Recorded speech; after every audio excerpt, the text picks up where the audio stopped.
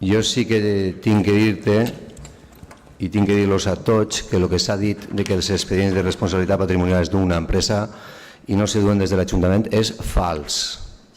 És fals. De fet, el que jo em va trobar quan vaig entrar ací és que l'obertura de l'expedient de responsabilitat patrimonial és obligació de l'Ajuntament.